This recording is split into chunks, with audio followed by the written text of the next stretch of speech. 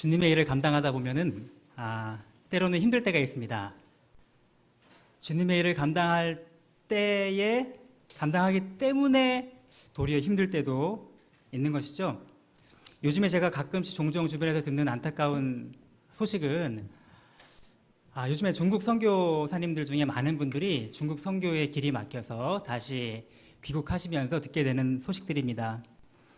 정말 30대, 40대를 정말 십수년 동안 모든 걸 다 바쳐서 선교 준비와 선교를 다 감당하시고 계시다가 갑작스럽게 중국 정부의 정책이 바뀌어서 돌아오게 되면서 비자가 거절되고 어떻게 전혀 준비가 없이 갑자기 돌아오게 돼서 지금 무엇인가를 해야 되는데 돌아왔더니 연세 드신 부모님들은 벌써 연로하시고 몸도 많이 아프시고 때로는 치매도 걸리시고 여러 가지 많이 힘든 상황 가운데 놓여 계시는데도 불구하고 막상 이 선교사님들은 선교만 하다 왔기 때문에 경제적인 능력이 없어서 부모님도 모시지 못하고 또 한국으로 들어오니까 이제는 선교사 아닌가 보다 하고 후원들이 딱 끊어져 버리니까 더 힘들어져 가지고 어떻게 할 수 없고 이제는 그러면 직장이라도 구해야 되나?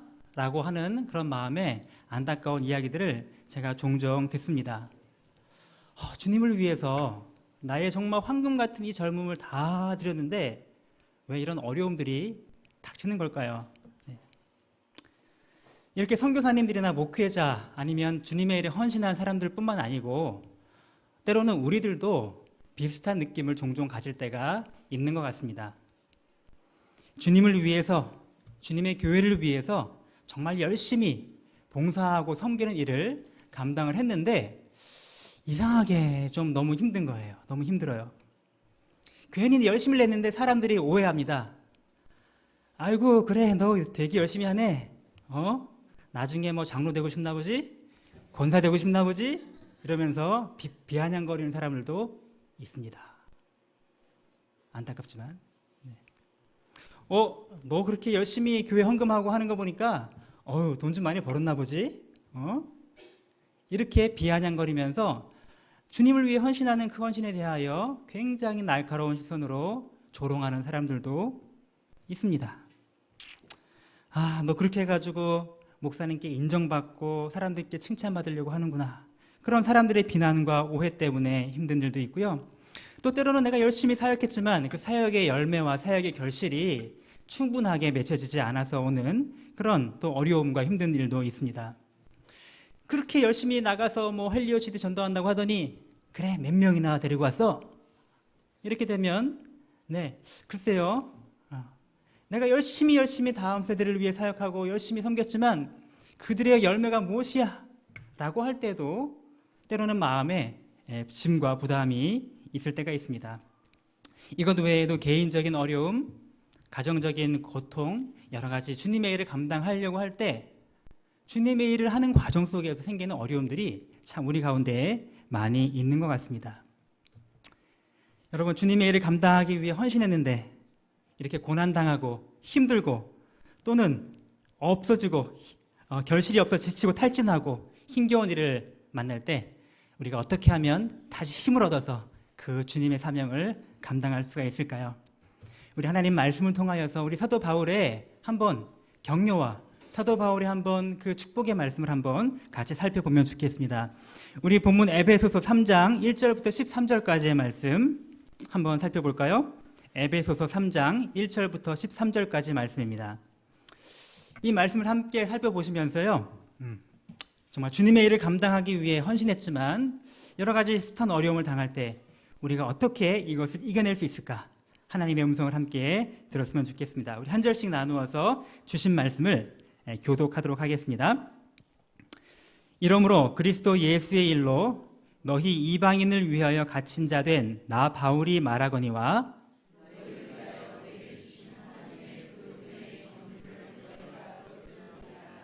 곧 계시로 내 비밀을 알게 하신 것은 내가 먼저니 간단히 기록함과 같으니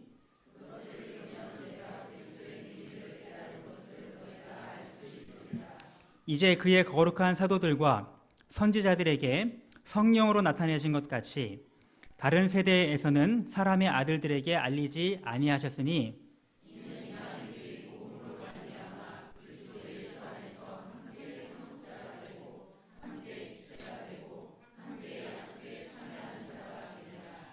이 복음을 위하여 그의 능력이 역사하시는 대로 내게 주신 하나님의 은혜의 선물을 따라 내가 일꾼이 되었노라.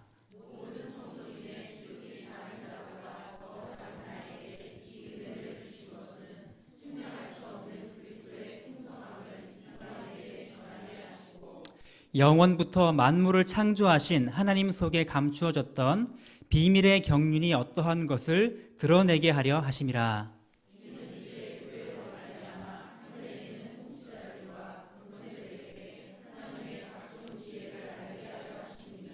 곧 영원부터 우리 주 그리스도 예수 안에서 예정하신 뜻대로 하신 것이라.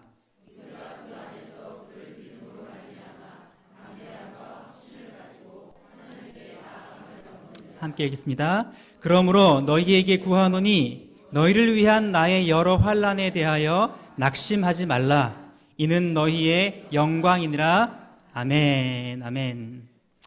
주님의 사역으로 또 주님을 믿는 믿음의 생활 가운데 힘들고 지쳤을 때 오늘 본문은 우리에게 말씀하십니다.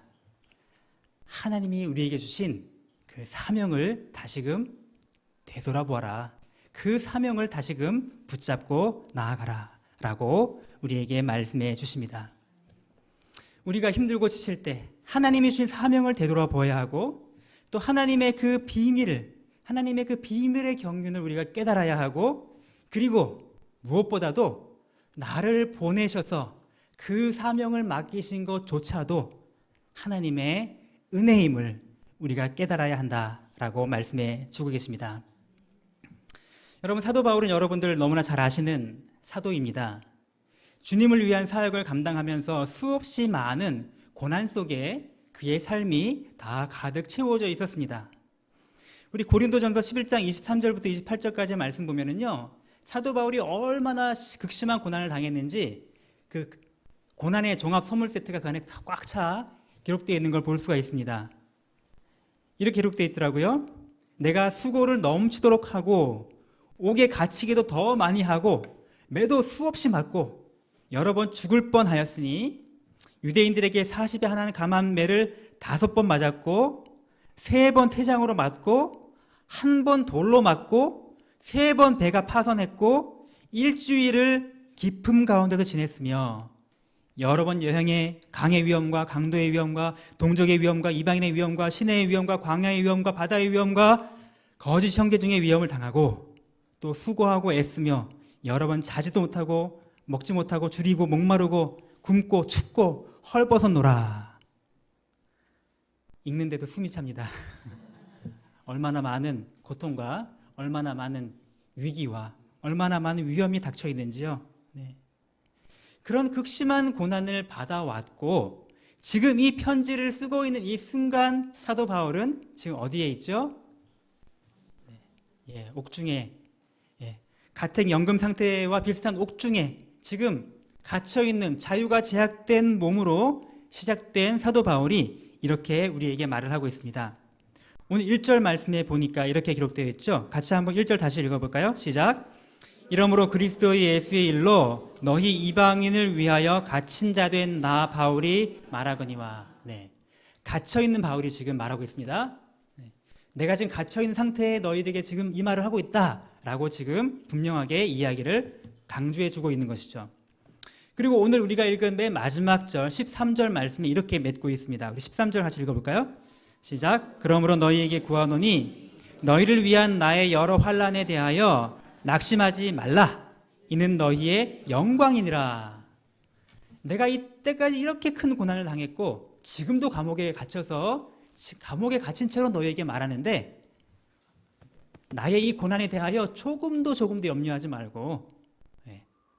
염려하지 말고 그죠? 낙심하지 말아라. 도리어 이것을 영광으로 알아라. 지금 이 사도 바울이 편지를 쓰고 있는 대상은 에베소 교회의 성도들입니다.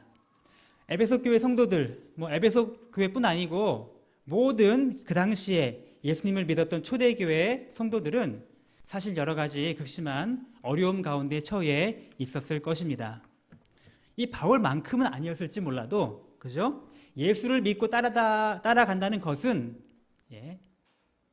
좋지 않은 거였어요. 세상적으로 말하면. 가난한 일이었어요. 배고픈 일이었고, 차별당하는 일이었고, 그죠? 배제당하는 일이었고, 그죠? 억울한 일 당하는 일이었고, 비난과 조롱을 수반하는 일이 바로 예수님을 따라가는 일이었던 바로 그런 시대 속에 그런 고난을 당하고 있는 성도들을 위하여서 사실은 더 극심한 고난을 당하고 있는 바울이 지금 말하고 있는 것입니다. 그들을 위로하고 소망을 주고 있는 것입니다. 그런데 어떻게 그렇게 극심한 고난을 당하던 사도 바울이 도리어 덜 고난을 당하고 있는 성도들을 향하여 위로하고 소망을 주는 그런 기쁨과 감사, 그런 은혜와 능력이 어떻게 그 속에서 넘쳐날 수가 있었을까요? 첫 번째로 오늘 본문이 우리에게 가르쳐 주시는 바는 이것입니다. 바울은 나에게 주신 하나님의 그 사명이 무엇인지에 대한 분명한 그런 자각과 사명 의식이 있었기 때문에 결코 낙심하지 않고 쓰러지지 않고 도리어 위로하고 소망을 주는 사역자가 될 수 있었다는 것입니다. 분명한 사명, 하나님이 나에게 주신 사명을 가져야 하는 것입니다. 여러분, 바울은 분명한 사명을 오늘 본문에서 여러 번 지금 설명해 주고 있습니다. 바울의 사명이 무엇이었죠? 네. 이방인을 향하여 복음을 전하는 것이 나의 사명이라고 이야기를 합니다. 1절에도 보니까요, 이방인을 위하여 갇힌 자 된 나 바울은, 그죠? 이방인을 위하여 갇힌 자 된 나다. 뿐만 아닙니다. 6절, 7절 말씀에 보면은요, 그것이 조금 더 구체적으로 드러나 있습니다. 6절에 보니 이방인들이 복음으로 말미암아 그리스도 안에서 함께 상속자가 되고 함께 지체가 되고 약속에 참여하는 자가 됨인데, 7절, 이 복음을 위하여 하면서 이 복음을 위하여 나는 복음의 일꾼이 되었다. 다시 말하면 이방인들이 하나님의 백성으로 돌아오게 만드는 그 복음을 위하여 내가 하나님의 일꾼이 되었다 라고 고백하고 있는 것입니다. 8절에는 더 구체적으로 한 걸음 더 나아가고 있습니다. 네. 자신을 모든 성도보다도 더 지극히 작은 그런 자라고 말씀하시면서 그런 작은 자에게 은혜를 주신 것은 이 측량할 수 없는 그리스도의 풍성함을 어떻게 하기 위해서? 네, 이방인에게 전하기 위해서.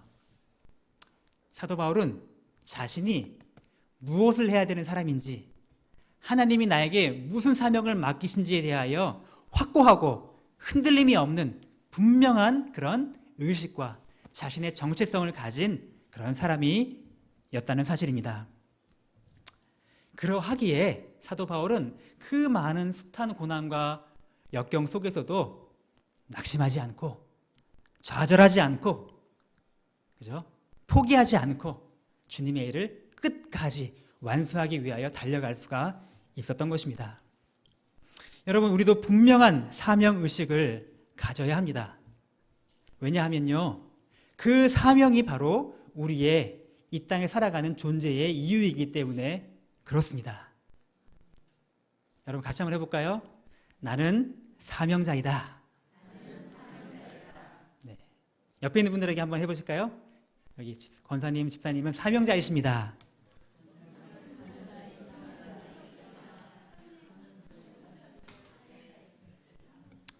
여러분, 우리는 하나님이 우리를 지으신 분이십니다. 아까 찬양했죠? 나를 지으신 이가 하나님, 나를 부르신 이가 하나님. 하나님은 우리를 지으신 창조주이십니다.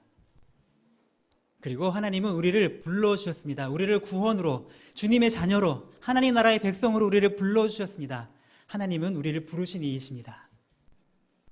근데 거기서 찬양이 끝나지가 않습니다. 그 뭐죠? 나를 보내신 이가 하나님이십니다. 하나님은 우리를 지으시고 우리를 구원으로 부르셨을 뿐 아니라 우리를 세상으로 보내고 계시다는 사실입니다.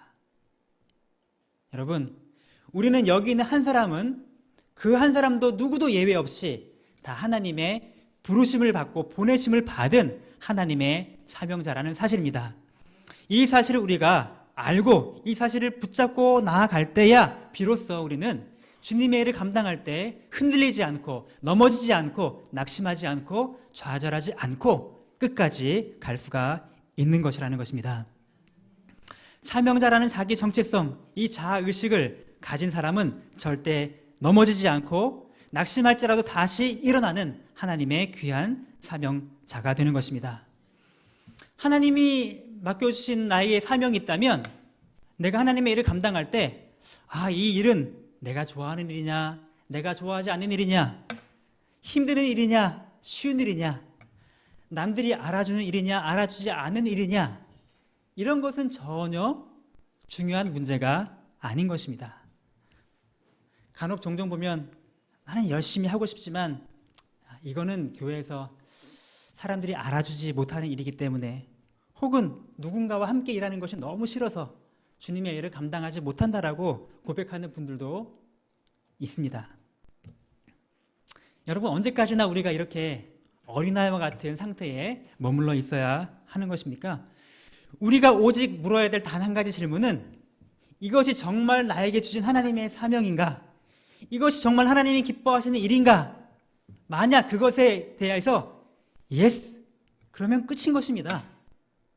정말 하나님이 기뻐하신 일이고 하나님이 나에게 맡겨주신 일이라면 그냥 순종하고 믿음으로 감당해 나가는 일입니다. 그럴 때 우리는 이 일을 할까? 또 해야 되나?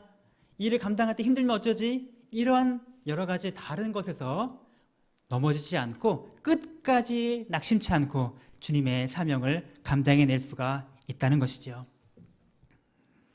두 번째로, 우리가 하나님의 사람으로서 주님의 일을 감당할 때 낙심하지 않는 길은 하나님이 우리에게 주신 그 비밀을 깨달아 알 때 낙심하지 않는 사람이 될 수가 있는 것입니다. 오늘 본문 말씀에 조금 잘 이해가 안 되는 듯한 어려운 부분들이 종종 나오는데요. 우리 비밀이라는 단어들이 여러 번 반복이 되고 있습니다. 우리 3절, 4절 말씀에 그 비밀이 나오는데 한번 같이 읽어볼까요? 3절, 4절 시작. 곧 계시로 내게 비밀을 알게 하신 것은 내가 먼저 간단히 기록함 같으니 그것을 읽으면 내가 그리스도의 비밀을 깨달은 것을 너희가 알 수 있으리라. 네. 여기 보니까 하나님께서 사도 바울에게 비밀을 뭔가 깨닫게 하셨습니다. 계시를 통하여서. 네. 근데 그 비밀이 무엇인가 봤더니 내가 전에 간단히 기록한 걸 보면 알 수 있을 거다 했는데, 아마도 그 전에 기록한 것은 에베소 1장 2절 앞부분에 나와 있는 메시지일 것입니다. 그러면 그 비밀의 내용이 무엇일까요? 그 비밀은 5절을 6절에 보니까 이전 세대에는 알려주지 않으셨는데 이제 깨닫게 하신 그 비밀이라고 말씀해 주고 있는데요. 네. 그것은 바로 이전에는 알지 못했던 유대인이나 헬라인이나 그 누구든지 다 관계없이 그리스도 안에서 다 통일되어 한 세 사람이 되어 함께 하나님을 예배하는 이 복음의 능력이 바로 사도 바울이 깨달았던 그 비밀의 내용이었던 것입니다.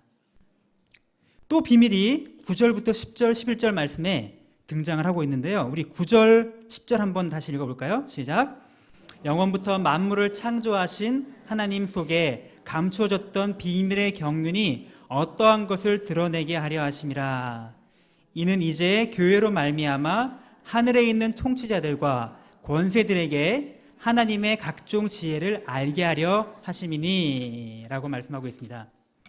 여기서 보면 10절에 교회로 말미암아 하늘에 있는 통치자들과 권세들에게 하나님의 지혜를 알렸다. 이 말이 무슨 말인가 조금 잘 이해가 안 되는데, 제가 여러 가지 주석을 찾아보니까 크게 두 가지를 해석을 가능한 옵션이 있습니다. 첫 번째, 이 하늘에 속한 권세나 그 능력들은 천사와 같은 천상의 존재들을 말한다는 것입니다. 자, 그렇게 말하자면 이렇게 할 수 있죠? 이제 교회를 통하여 하나님의 지혜가 천사들에게도 깨달을 수 있도록 알려지게 되었다라는 것입니다. 또 한편 다른 한 가지 해석을 따르면 이 하늘의 권세들과 이 통치자들은 악한 공중권세 잡은 사탄을 의미한다는 것입니다. 만약에 그렇게 한다면 우리 교회를 통하여 하나님의 이 복음의 능력과 권세가 사단에게까지 선포되어지고 그들에게까지 깨닫게 되어지게 되었다는 것입니다. 글쎄 어느 것이 더 정확한 해석인지는 판단하기 어렵지만 그러나 여기서 중요한 부분이 등장을 하는데 그것은 바로 교회라는 것입니다. 교회. 여러분 우리가 지금 속해 있는 교회가 우리가 생각하고 상상하는 것보다 훨씬 크고 영광스럽고 훨씬 위대한 하나님의 그 비밀스러운 계획 속에 핵심을 차지하고 있다는 것입니다. 여러분 이것이 놀랍지 않습니까? 네.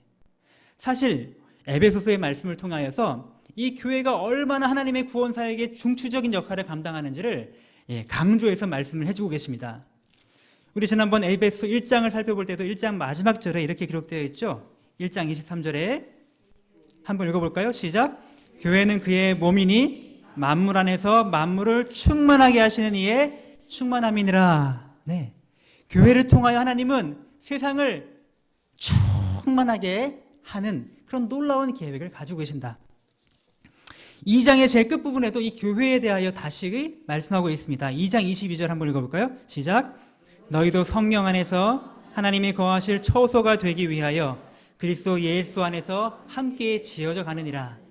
네, 하나님 안에서 그리스도 안에서 만물을 통일시키려는 하나님의 놀라운 계획을 통하여 이제는 유대인도 헬라인도 없이 이방인도 없이 다 주님 안에 하나의 새 사람이 되어서 이제는 모퉁이돌 되신 예수님과 그 복음의 토대 위에 함께 지어져 가는 영광스러운 교회가 되어지고 이 영광스러운 교회야말로 하나님의 이 구원의 계획의 가장 핵심적인 역할을 이제 감당하게 된다라고 하는 이 하나님의 놀라운 교회를 향한 영광과 권세를 보여주고 계시는 것입니다.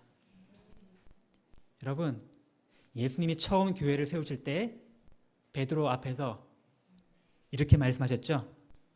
내가 이 반석 위에 내 교회를 세우리니 음부의 권세가 이기지 못하리라. 여러분, 하나님께서 교회에게 주신 이 권세가 이 영광과 이 능력이 얼마나 큰지 이것을 이전 세대, 구약시대의 성도들에게는 아직까지 밝히지 않았다가 이제 계시하신 이 놀라운 비밀의 경륜이 교회를 통하여 드러나고 있다는 것이죠. 그렇기 때문에 너희가 땅에서 무엇인지 매면 하늘에서도 매일 것이요 땅에서 무엇인지 풀면 하늘에서도 풀리리라 라고 말씀하신 교회를 통하여 주신 하나님의 놀라운 맺고 푸는 이 권세를 하나님이 교회에 주신 것입니다. 여러분, 하나님의 이 교회를 통한 놀라운 구원의 비밀을 깨달아 안다면 하나님의 교회를 위하여 내가 함께 섬기고 교회를 사랑하며 교회를 통하여 주님의 영광을 드러내는 이 일에 헌신하는 일이 왜 힘이 들고 왜 낙심이 되고 왜 연약해질 수가 있겠습니까? 교회를 향한 하나님의 놀라운 구원의 계획에 바로 우리 한 사람 한 사람의 그 섬김과 그 사명과 그 헌신이 가득 채워져 있다는 것을 기억할 때 우리는 주님의 일을 감당하면서 낙심하지 않고 좌절하지 않을 수가 있습니다. 세 번째로 하나님께서는 오늘 본문을 통하여 우리가 하나님의 일을 감당할 때 낙심하지 않을 수 있는 또 하나의 굉장히 중요한 메시지를 우리에게 던져주고 계십니다. 그것은 바로 우리를 보내셔서 우리를 사명자로 보내신 하나님의 그 보내심조차도 하나님의 전적인 은혜라는 사실입니다. 하나님이 우리를 부르시고 우리를 구원하신 것만 은혜가 아니고 우리에게 하나님의 귀한 직분을 맡겨주시고 그 사명을 감당하도록 만들어주신 것도 하나님의 놀라운 은혜의 선물이다 라는 사실을 우리가 기억할 때 우리는 주님의 일을 하다가 상처받고 낙심하고 좌절하지 않을 수가 있다는 것이죠. 오늘 바울이 이렇게 고백합니다. 우리 7절 말씀, 8절 말씀 우리 두 절 한번 같이 읽어볼까요? 시작. 이 복음을 위하여 그의 능력이 역사하시는 대로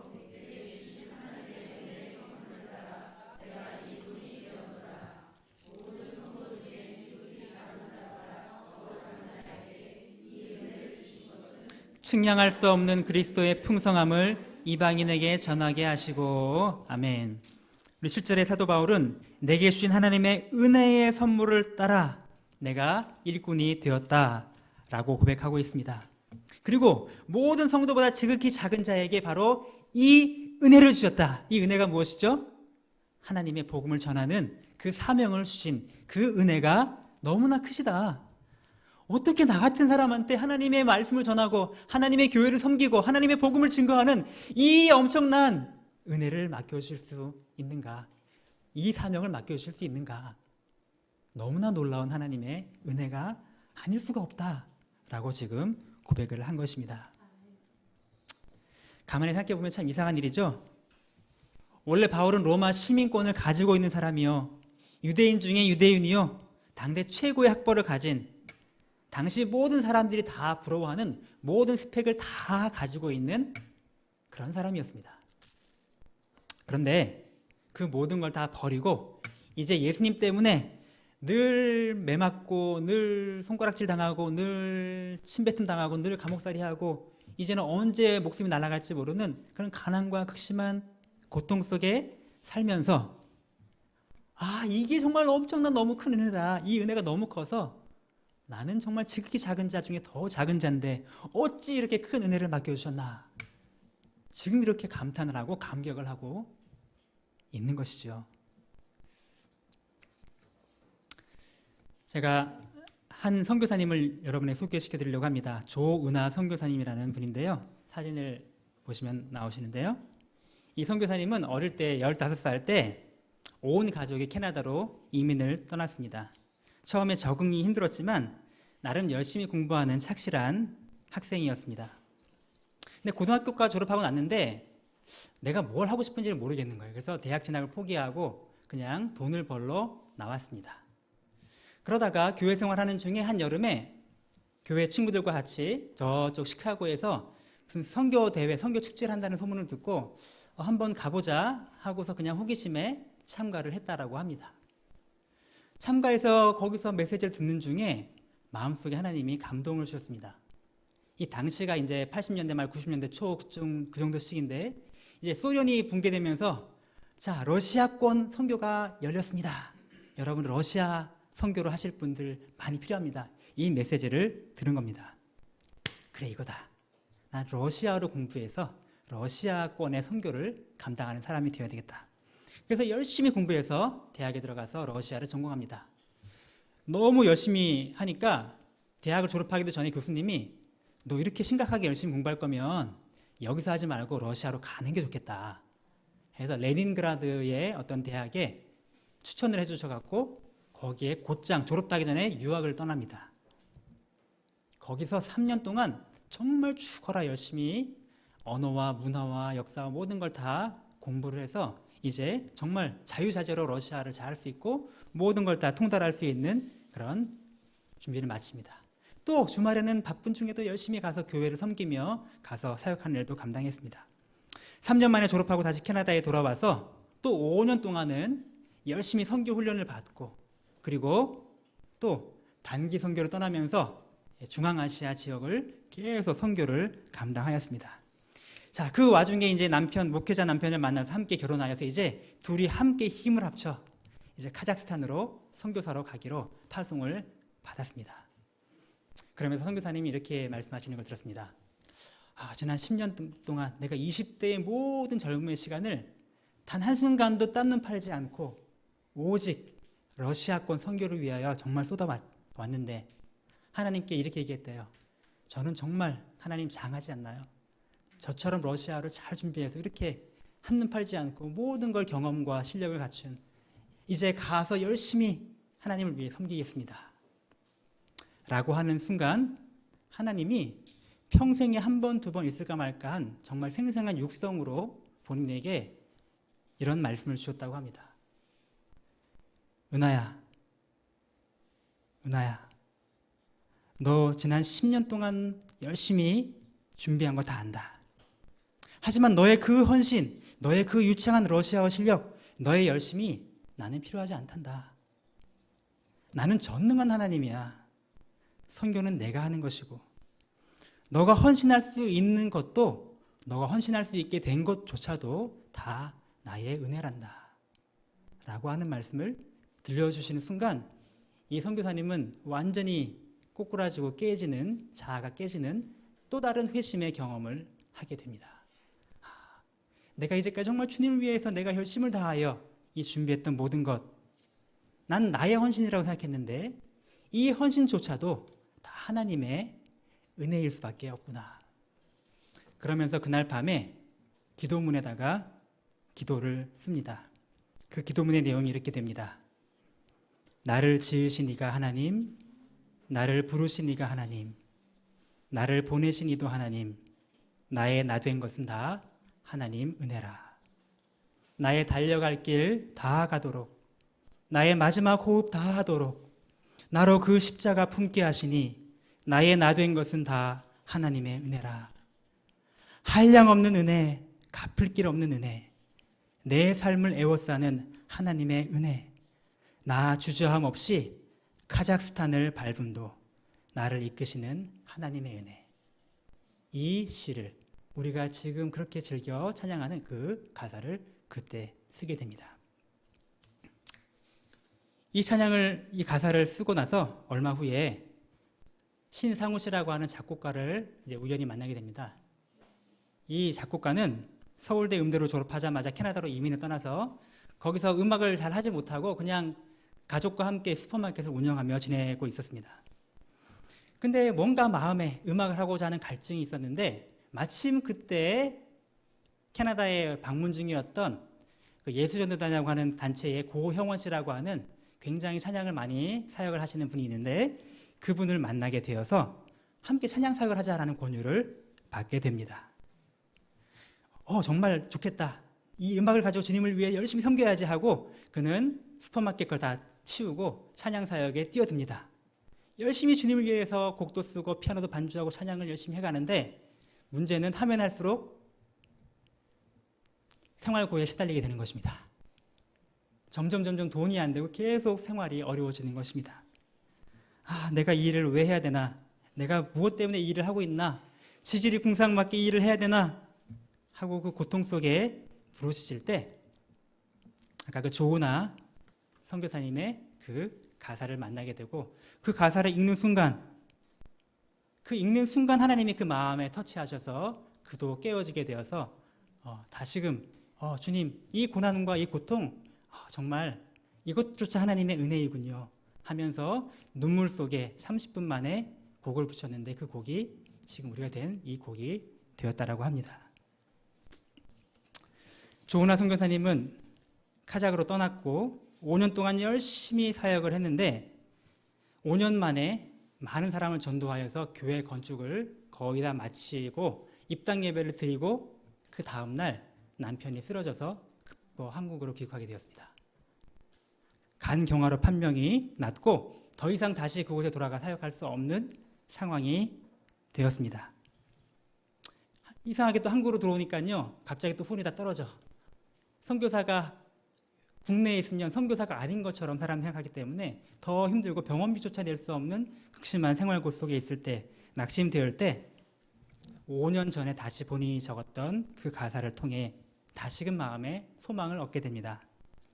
그래, 나를 보내신 것도 하나님의 은혜요. 나를 철수시키신 것도 하나님의 은혜이다. 내가 밟는 그 땅이 카자흐스탄이 아니라도 주님을 위해 섬기는 자리 어디에 살아도 주님의 은혜로 주저함 없이 그 땅을 밟는 그 믿음의 삶을 살아가기로 결단을 하게 됩니다. 여러분 그렇습니다. 우리가 지음받고 우리가 구원받는 것뿐 아니고 우리가 이 땅에 남겨져 하나님의 귀한 사명을 감당할 수 있게 된 그 일, 그 모든 것이 다 하나님의 은혜입니다. 전능하신 하나님은 우리의 능력이 필요하기 때문에 제발 좀 헌신해 다오 하고 우리에게 구걸하시는 분이 절대 아니십니다. 하나님은 그럴 필요가 전혀 없으십니다. 우리가 열심히 사역하지 않으면 하나님이 손해지 뭐 이런 신성모독적인 발언이 어디 있습니까? 네. 말도 안 되는 소리죠. 우리가 헌신하지 않으면 하나님이 손해라고요? 아니요. 하나님은 절대 우리가 헌신하는 것 때문에 영향을 받으시는 분이 아니십니다. 그럼에도 불구하고 하나님이 일손이 부족해서 나 너무 힘들고 혼자 일하기 외로우니 나 좀 도와다오, 이렇게 하시는 분이 아니십니다. 하나님은 전능하셨고 영원 전부터 삼위일체 하나님으로서 성부, 성자, 성령께서 함께 온전한 연합으로 아름다운 사랑으로 완전하고 완벽한 주님의 사역을 감당할 수 있고 구원을 계획하셨고 실행하셨고 완전히 이루시는 그 놀라운 일을 다 감당할 수 있는 완전하시고 전능하신 하나님이십니다. 그럼에도 불구하고 하나님이 그 일을 직접 하시면 더 잘하실 수 있고 그냥 하시면 더 온전하고 우리가 헌신할 때까지 우리를 거룩하게 만드시고 기다리시고 참아주시고 구원해주시고 훈련시키시고 이렇게 하실 필요 없으시고 그냥 하시면 다 될 일을 하나님은 왜 굳이 우리에게 그 일을 맡겨주셔서 그 일을 하도록 하시는 것일까요? 그것은 바로 우리들을 위한 것입니다. 우리 한 사람 한 사람들을 향한 하나님의 사랑이십니다. 우리를 위한 하나님의 놀라운 은혜입니다. 내가 섬길 수 있는 것, 내가 주님을 위하여 일할 수 있는 것, 그 자체 하나님 시켜주신 것만 해도 너무 감사합니다.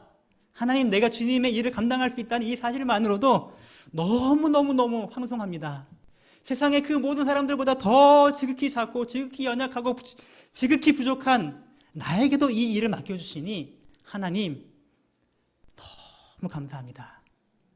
여러분, 이것이 우리의 마땅한 반응이 되어야 하지 않을까요? 말씀을 맺겠습니다. 우리 주님을 위해 또 교회를 위해 하나님 나라를 위해 맡겨진 사역 감당하다가 혹시 지치고 한숨 나오고 상처받고 어려운 분 계십니까?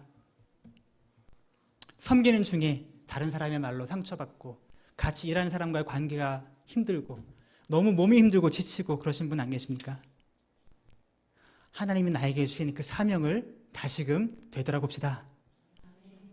하나님이 이 영광스러운 하나님의 비밀, 바로 이 교회 공동체를 통하여 세상을 충만하게 하시기 원하고 그리스도를 통하여, 교회를 통하여 세상을 그리스도와 안에서 온전하게 통일하기 원하시는 그 놀라운 계획 속에 우리 교회 공동체를 부르셨음을 기억하며 살아갑시다. 그리고 나에게 이 일을 시켜주신 것, 맡겨주신 것만 해도 얼마나 감사한 일인가. 황송한 가슴으로, 황송한 마음으로 주님을 위하여 또 힘있게 섬기며 헌신하는 주님의 귀한 일꾼 됩시다.